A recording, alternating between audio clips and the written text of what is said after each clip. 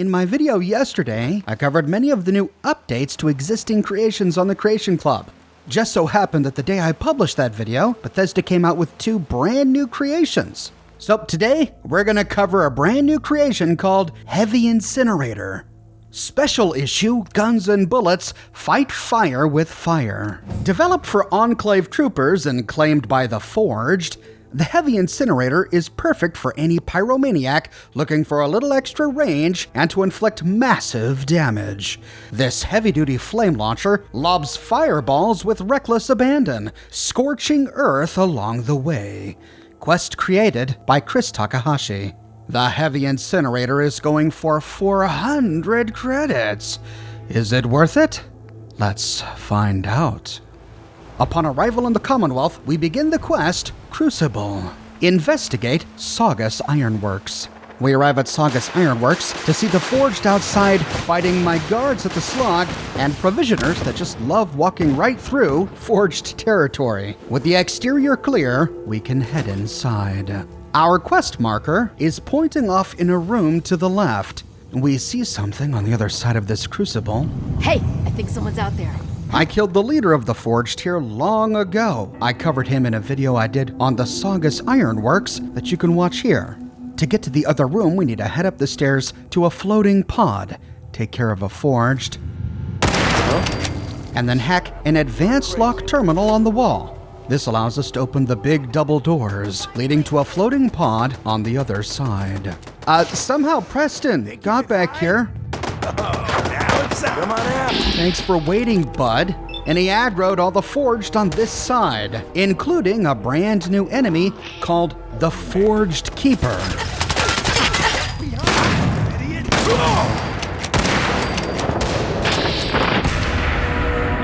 I need some goddamn fire! I'm sure that was all of them. With the Forged Keeper and the other Forged dead, we can head down to the factory floor and loot his body.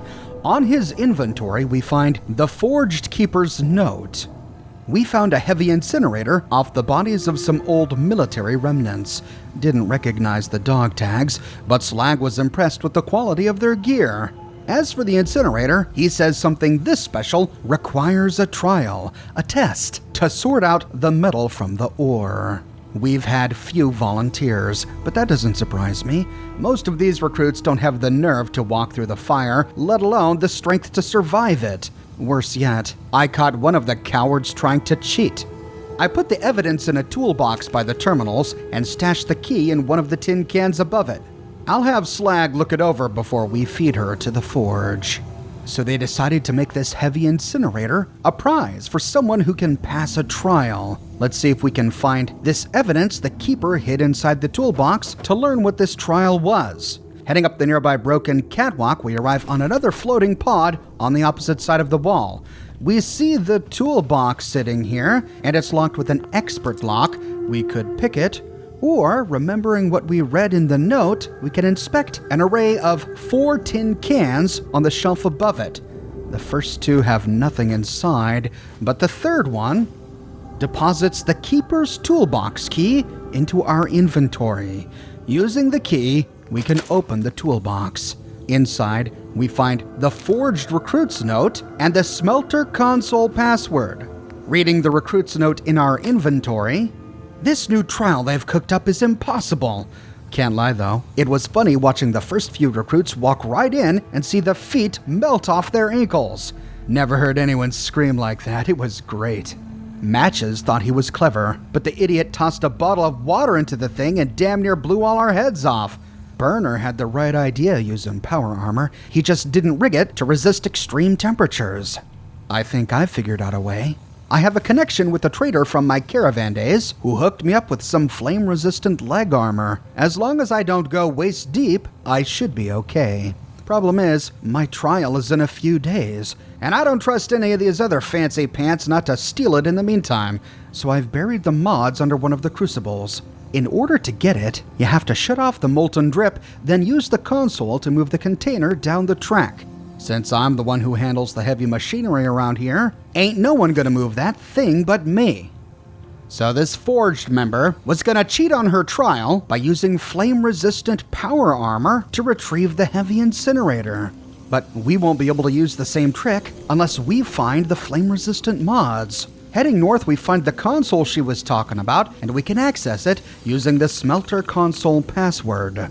Warning! Molten metal pipeline is currently active. Smelter control is disabled. Please turn off the spigot before using the console. If we ignore that warning and choose smelter control disabled anyway, we get an error message. Smelter control is disabled. Please turn off the flow of molten metal before moving the crucible. Below this, we find an option called Safety First. For your protection and safety, smelter controls have been disabled while the flow of molten metal is active. Use the button on the ground floor to turn off the system before moving the crucible. In addition, remember to wear the proper masks and safety equipment when inside the factory. Okay, thanks. Good tips. Well, looks like we need to turn off this molten metal. Hopping down to the factory floor, we see the metal pouring out of a spigot into a crucible in a cart. To turn off the flow, we push a big red button on the side of a concrete pillar. And there we go. The metal stops. Now we need to head back to the console. Do the ramp up to the pod, through the pod, and back to the console. With the spigot off, we find an option to move the crucible. Selecting it, moving crucible. Please stand clear of the track until the operation is complete.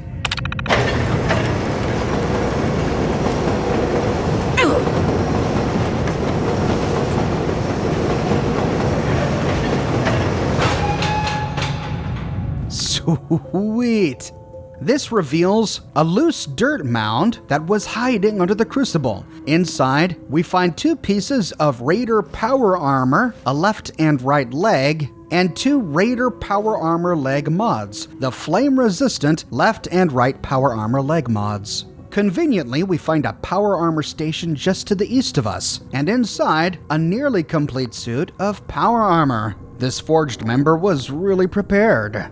We can equip the 2 pieces in our inventory, then modify them by heading to the miscellaneous mods section and activating the flame-resistant mods for each leg that are in our inventory. The flame resistance mods significantly reduce energy damage and make us immune to being set on fire. With the legs updated, we can hop into the suit of power armor and try to retrieve this heavy incinerator. We find it hanging inside a partially tipped over crucible next to the bloody skeletons of raiders that failed in their trial. But with our mods equipped, we can step into the molten metal until the incinerator is within arm's reach.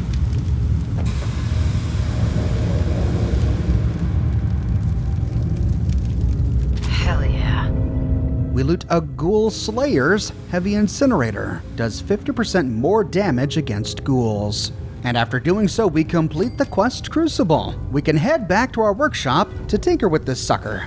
I stopped by Arturo at Diamond City and discovered that he also has a heavy incinerator for sale, though his didn't have any legendary effects. Then, heading to Good Neighbor, I found another one for sale by Cleo, but hers also did not have a legendary effect. I was unable to find another one that had a different legendary effect, but both of these vendors are great to hit to find mods for the gun, if we can't craft them ourselves. Back at the workshop, we find that the incinerator we get is equipped with all of its standard mods. It does 51 damage plus 49 energy damage. Let's see if we can bump that up. Selecting canisters, we find one additional option, napalm canisters. This increases damage from 51 ballistic to 53 ballistic and 49 energy to 51 energy. It also dramatically increases its weight from 16.1 to 23.2. Checking out our barrels selection, we find 2 other options. The medium barrel simply improves damage, +1 to ballistic and +1 to energy damage, but it requires rank 1 of gun nut. The long barrel requires rank 2 of gun nut and improves damage by an additional point, bumping ballistic up to 55 and energy up to 53. We can upgrade the propellant tank, but we only have one option to simply upgrade the size of the tank to a large one. This improves ammo capacity and reduces reload speed. But it gets even heavier. We're at 28 pounds now. Next, we can install an Incinerator shield. With this equipped, whomever is wielding this weapon is immune to being set on fire. This is probably the most important mod to make this a viable weapon for the solo survivor. And it makes us immune to fire without having to wear the Raider power armor we got in Sagas. Finally, we can change the nozzle. Upgrading from the standard to the ported nozzle increases damage by 1 point for both ballistic and energy, bringing us up to 56 ballistic and 54 energy damage. But it reduces rate of fire by 2. I wanted to see what that felt like, so taking it for a spin, this is the rate of fire with the standard barrel installed. Towards the end of this, I was clicking as fast as I could.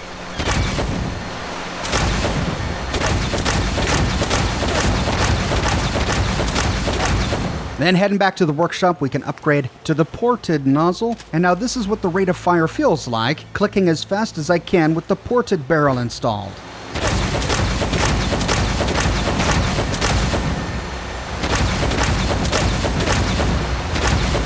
It is slower, but not by a whole lot. I decided to keep it because I wanted that extra damage. This thing is a beauty. I love the look of the flamer that came with Fallout 4, but this sucker is even more impressive, especially with the napalm attachment installed. It has a no-nonsense industrial appearance. It almost looks like a tool for heavy and hard work. And it has some dials on the front, but I think they're just decals. One appears to be a fuel gauge, but it doesn't change even if we're fully fueled. So they're just there for show. Now to test it out. I went to Gunner's Plaza because I love the idea of burning gunners in tight corridors. The first thing that stood out to me is that its range is not as far as you would think. Of course, it is a flamethrower, but these balls of fire drop to the ground pretty quickly, so you kind of got to lift it up to lob these balls in an arc towards the target. And it immediately became apparent to me how important installing that shield is, because you really got to get up close and personal for this thing to be effective. In which case you're standing in fire, or standing right next to somebody who's on fire. And without the shield installed, we'd be taking a ton of fire damage. Now my character is a rifle build, and so I'm probably not going to use this weapon in everyday combat. Compared to my rifle and shotgun, it doesn't quite do the damage that I'd want it to, but I'd imagine a player spec'd correctly to take advantage of fire and heavy weapons could be deadly with this thing. I had more fun running around toasting people with the heavy incinerator than I've had in a long time. Overall, I'm pretty impressed with the weapon. It looks beautiful, it comes with a decent selection of mods and upgrades, and it feels good. It's one of those weapons that feels natural to hold on your character, and once you fire it a couple of times, you get the idea of how the balls of fire are supposed to be lobbed, and you can become pretty effective with it. I wish the gauges and meters on it were functional and showed you when you needed to reload, but that's a small complaint. The quest was alright, short, but alright. Interacting with the environment in Sagas was fun, moving the big vat down the tracks, and the lore that was here made sense. Though I have to admit, if I were a betting man, I'd bet on Enclave remnants to defeat the Sagas raiders. Maybe these raiders just stumbled upon an Enclave remnants patrol who had already been killed or something. It could have been longer, I would have enjoyed more story, but it is after all just one weapon. With that in mind, the length of the quest makes sense. It's a huge improvement from go kill this gunner on top of Gunner's Plaza for a prototype Gauss rifle. Now is it worth 400 credits? Well, in general, I think Creation Club items are a bit overpriced. To be honest, if I wasn't doing this video, I probably wouldn't spend $4 on it, but not due to the quality of the quest or the item, but really because I don't have a character that could make good use of this weapon. Well, I suppose my Brotherhood of Steel character could make good use of it, but I don't know, that flamer fuel, it's expensive. You go through it so quickly. I started with like 800 flamer fuel when I arrived at Gunner's Plaza, and by the time I left, I think I had 200 left. So I don't think I would use it as an everyday weapon, which is why I probably wouldn't buy it if I wasn't doing this video. But at $4, I'm sure there will be lots of people who see value there. Bethesda also published a new creation called Shroud Manor, but this creation is pretty huge. It requires its own dedicated video, so I'm going to save that for tomorrow. But in yesterday's video, I mentioned that the patch notes said that they had added Ballistic Weave to the Pint-Sized Slasher creation, and yet at the time while I was creating my video, that update didn't appear in my game. Well, they published it yesterday. I was able to download the update, and sure enough, the pint-sized slasher outfit now accepts ballistic weave. We can now terrorize the people of the Commonwealth in a fully viable piece of armor. There are also a few bundles on the Creation Club right now, bundling and selling skins at a cheaper price, so a good opportunity to take advantage of those. What are your thoughts on the Heavy Incinerator? Is it the sort of weapon that you would use in your everyday gameplay? What did you think of the quest? Did you enjoy being able to revisit sagas? Let me know your thoughts in the comments section below. I publish many Fallout videos each and every week on my channel, and I will be covering Shroud Manor next, so if you don't want to miss it, be sure to subscribe and to click that bell notification button. I have a shirt shop with completely unique designs you can't find anywhere else.